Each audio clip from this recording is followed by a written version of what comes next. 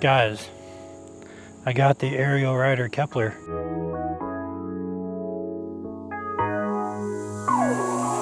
Ariel Rider was nice enough to send this bike to me. It is the second bike they've sent to me to review, and I'm truly grateful for the opportunity to make a video about this bike. I can't believe it, actually. I've wanted to test this bike for months. This bike is badass. I've been watching all kinds of YouTube videos on it. Shout out to Big Tito _EV for making some really good content while I was sitting there waiting for it. And I'm going to show you what I can do to this thing. As you can tell, I've already added a few accessories, but that's another video for another day. Today, we're going to go through the unboxing, the assembly. I'm going to give you close-ups of everything and explain how to put this bike together. So if anybody does have problems, you can refer to my video. I'm also going to do some testing. We're going to ride around. I'm going to show you what this thing can do. We're going to go top speed. We're going to climb some hills, and I'm going to record the data. But we'll do a true top speed and hill climbing test in another video. But we'll touch on that today too.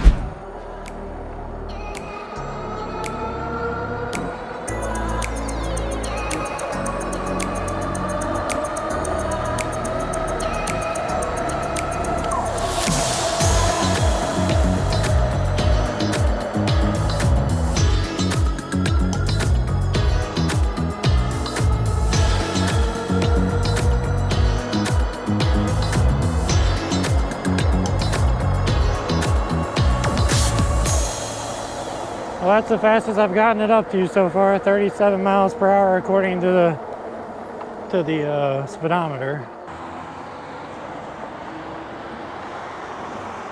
But this is the road I just went down with my last bike, and I got up to 30 miles an hour. So let's see how far we can get up. Let's see how fast we can get up with this bike.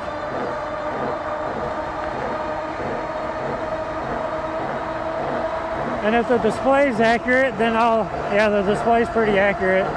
So I'll go ahead and turn off the speedometer app and just run Strava. And sorry if I'm yelling, but I can't hear myself think. We're going so fast. We're doing 40 miles an hour. What the hell? And there's nobody coming, so I'm just gonna go out here like a car. And we're gonna go this way. Look at this shit. My next errand to the UPS store is gonna be quick. This thing is a beast. This thing is a Bronco. I was just repeating Big Tito. This thing is so freaking badass. So much fun. I'm gonna be like Big Tito, and we're gonna go this way. And I'm gonna make these people go around me.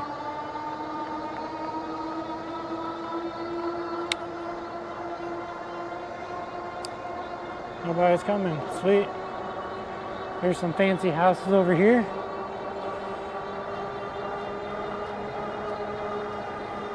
$23 miles an hour. Let's go back to this app. Let's see. It's still recording. Hopefully it got all of my telemetry data.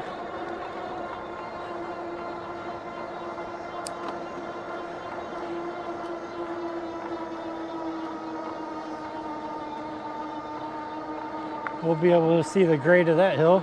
It's pretty steep, but it's also a very fast downhill too. So we'll see what we can get up to here.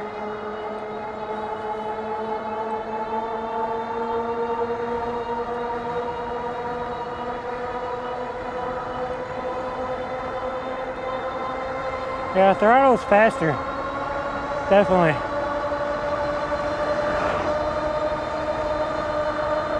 At least for me.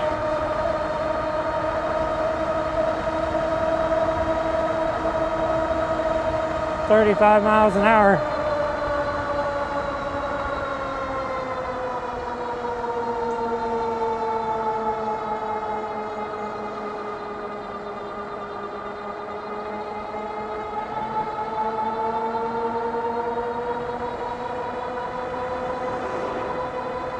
Nice pretty sunset.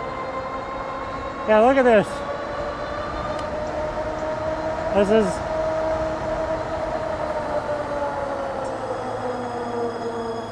Wow, that's crazy.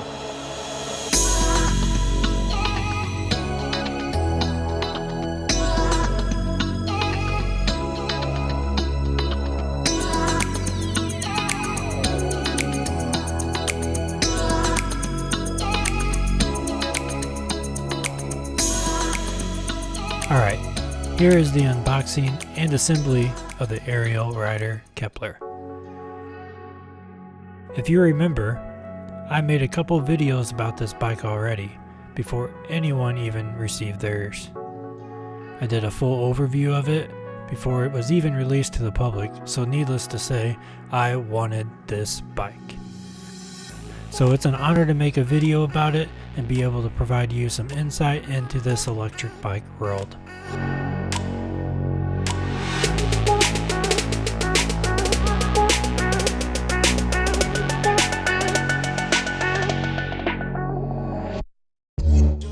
First, I want to mention, if you're not already subscribed to this channel, please do so.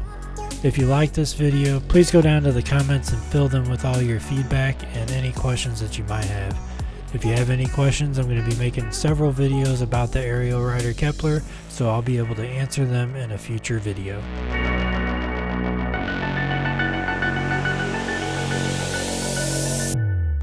I'm currently filming a second video about this bike, about adding a second battery to it. So I'm going to be doing a full step-by-step tutorial, so hit that bell down there next to the subscribe button. Make sure you turn your notifications on, that way you know when I upload that video. So throughout this video, I'm going to show you how to assemble the Kepler, and then we'll talk about things to go over after the assembly.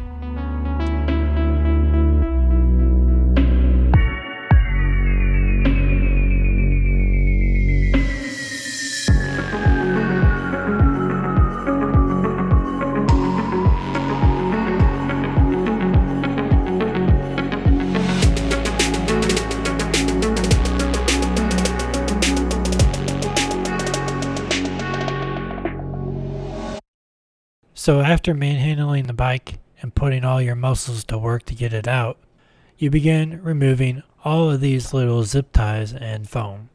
It's a tedious process, so I'll spare you from having to watch the whole thing in real time. After you remove all the zip ties and foam, begin removing the protective cover that is connected to the front forks. It was on pretty tight, and if you were to only use the tools that come with the Kepler, I'd suggest twisting it like this, similar to a screwdriver. If you have a socket wrench handy, that would probably be a better tool to use for this scenario.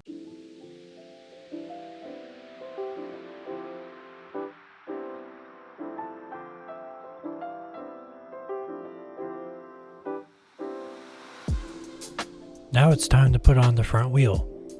I always install the front wheel before I tackle the handlebars, just because then I can use the kickstand to help hold up the bike. This will make installing the handlebars that much easier.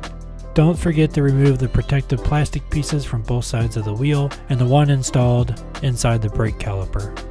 The factory installs these to protect them from any damage that could incur upon shipping.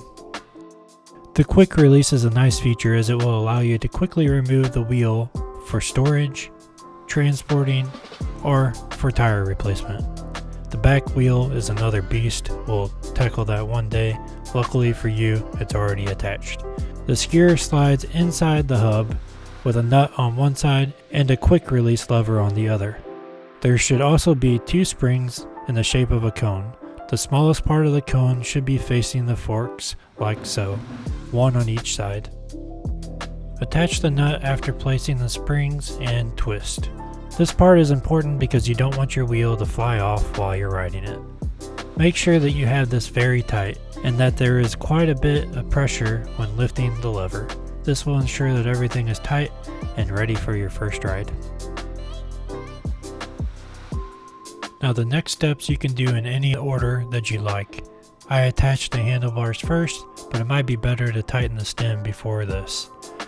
I guess it's just preference. So I'll show you what I did, but I'm going to speed up the video as it takes a few minutes. First, remove the front plate on your stem. This is where your handlebars are to be installed. Place your handlebars on the stem and reattach the plate. Just get to a point that it's tight enough that you can still twist your handlebars. What you'll do then is go to the other side of the bike, get a feeling of where you want the handlebars, and then once you get it into the correct position, tighten them down. This is really something that you'll have to adjust after the fact either way, but we're just getting to a point to make the bike rideable. Take note of the screen direction. You'll want this facing you when you're riding the bike. That's the best way to describe the orientation because it does get a little bit confusing. This part's a little tricky. Now we'll connect the wires to the display. There are arrows on each of the cable ends and also on the ports on the screen. I loosened my screen a bit so I could rotate it to make it easier to gain access to these ports. Make sure that you are plugging each cable in completely as it's pretty tight, so you'll need to make sure these are secure and intact prior to turning on the bike. If you get an error code when powering up the bike, you'll want to check this connection first. After the handlebars are installed, you'll then begin lining up the stem and tightening that. It should be perpendicular to the front forks. This will secure the forks to the handlebar direction so that it no longer twists. It will still move up and down, and we'll tighten that part next. The last step from this part is tightening the stem so it doesn't move up and down. This is also user preference. I like my stem all the way up, but you might like yours all the way down. After you determine where you want it, there is a bolt on the underside of the adjustable stem. Tighten this and you should be good to go.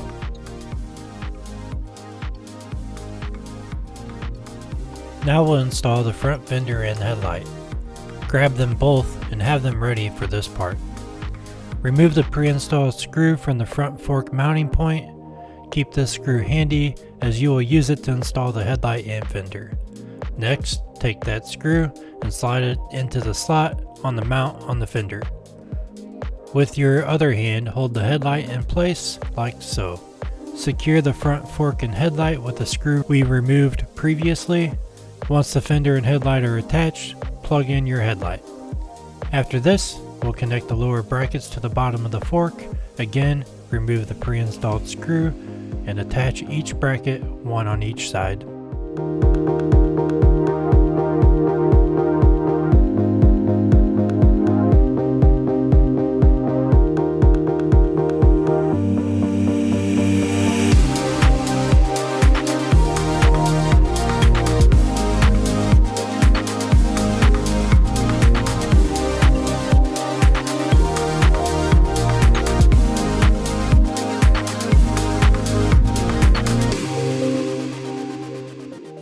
And finally, you'll install the pedals.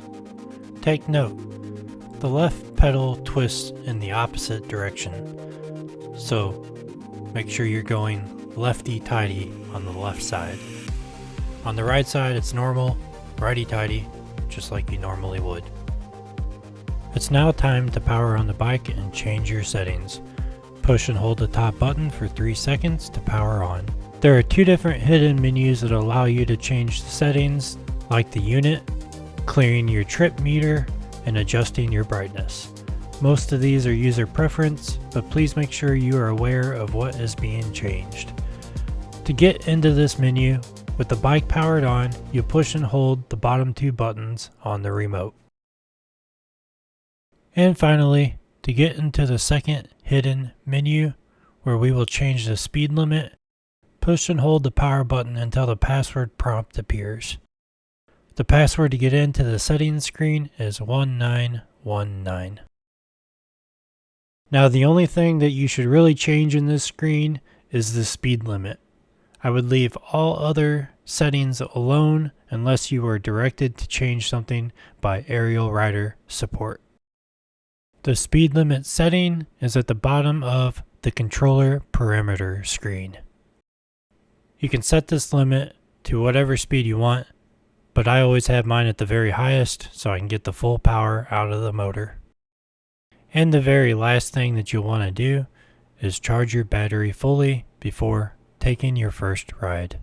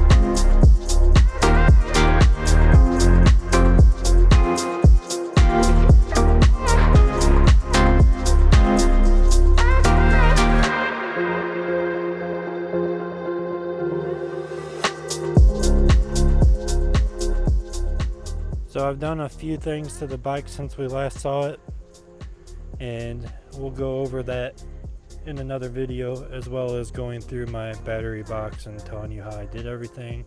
I recorded the whole process, so it's just going to take a bit for me to edit the video, so stay tuned for that.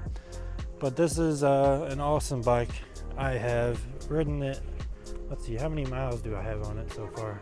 I've put 38 miles almost on my bike. I have, Ethan has ridden it too, so I probably put about 30 miles on it. And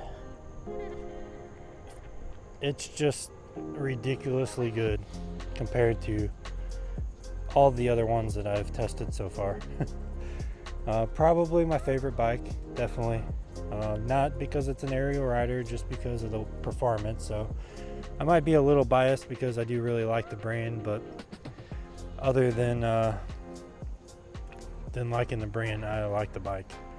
Now, a few things you need to watch out for before you go on a bike ride. We're just going to kind of go through that real quick. What you'll want to do is go through, and like, see this spoke right here, it's loose. You need to check these on a regular basis. See, I only have almost 40 miles on my bike, and I already have a loose spoke. So if you start hearing some weird noises back here, definitely check it, because this motor has so much torque that it's gonna cause these to twist. Now you'll know if they're loose because you'll be able to twist them by hand.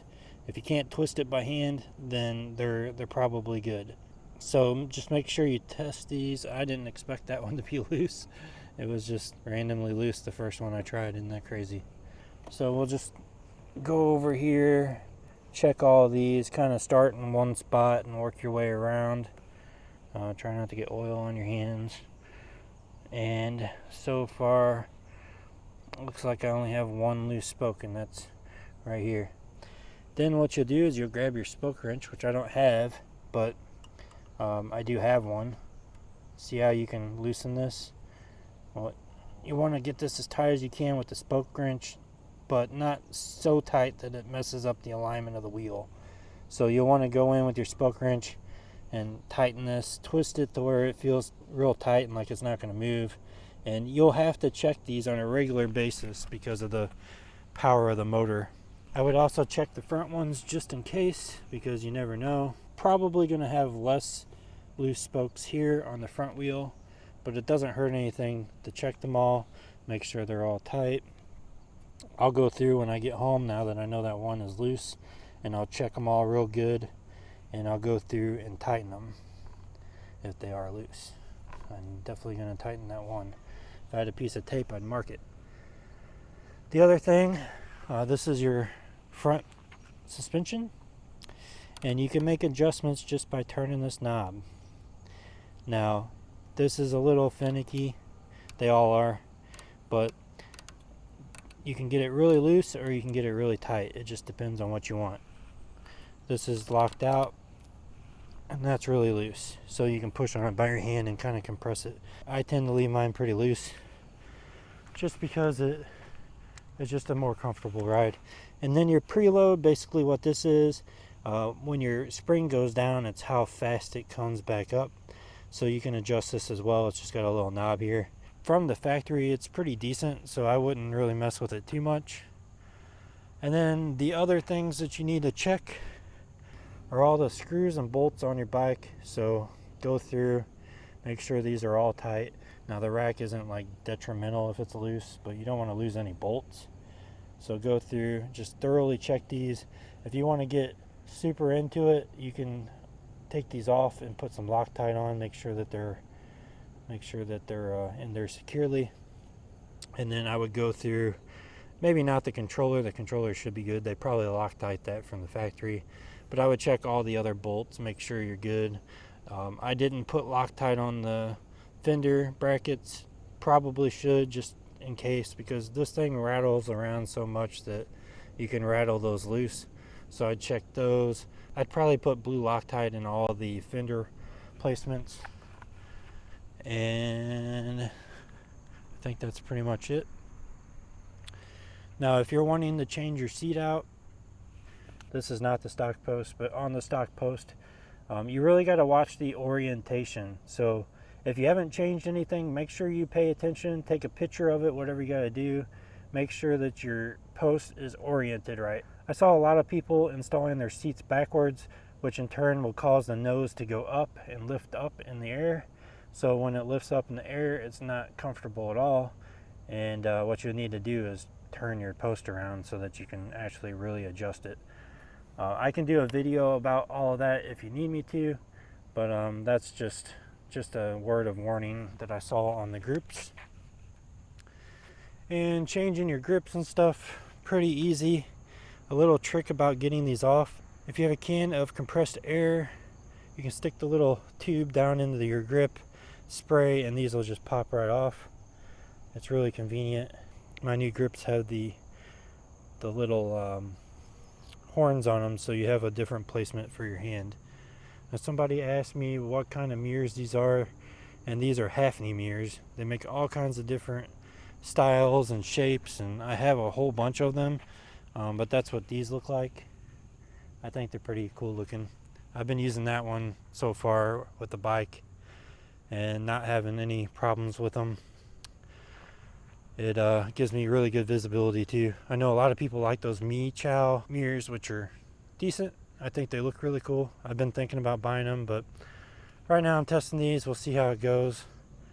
And then if you're wondering what this little silver port is right here, this is the charging port for the battery that's in this box. So I'm going to give you a couple battery maintenance tips. One thing that you want to do is when you get off your bike,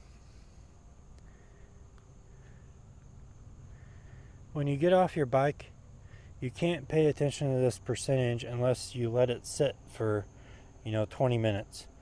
There's something called voltage sag, and it will stay through until a few minutes, because your battery has to catch up with itself. And if you look at your display as soon as you get off the bike or while you're riding, it may be a lot lower than the battery is at, so pay attention to it. I would never let my battery get below 20%. So if you hit 20%, take a break, look at your percentage, see if that goes up at all. But once you hit 20%, I would head home, or make sure you're pretty close to home, and then charge your bike. Never leave your battery stored at 100%. Now, of course, you can charge it a couple days before to 100%, but don't let it sit there for a really long time at 100%. It's not good for the battery. And again, don't let it go below 20, because that's not good for the battery either. Now, you can check the voltage on this battery by taking it off the bike, flipping it around, and you have a positive and negative lead on your battery terminals. And then you can use a multimeter and you can really see what the voltage is. There's a 52 volt gauge online. You can just Google it and it'll tell you. It's a table that tells you the percentage versus volts. 58.8 is your total volts. So if it's fully charged, that's what you'll get. But that's a good way to check it, and that's really the most accurate way to check your battery percentage. The display is pretty accurate, but you do have to let it sit here. As you can tell, we're just sitting here. I think it already changed. It was 77%. It might be using a little bit of battery just sitting here with the screen on. We're not moving though, so it's not really going to hurt anything.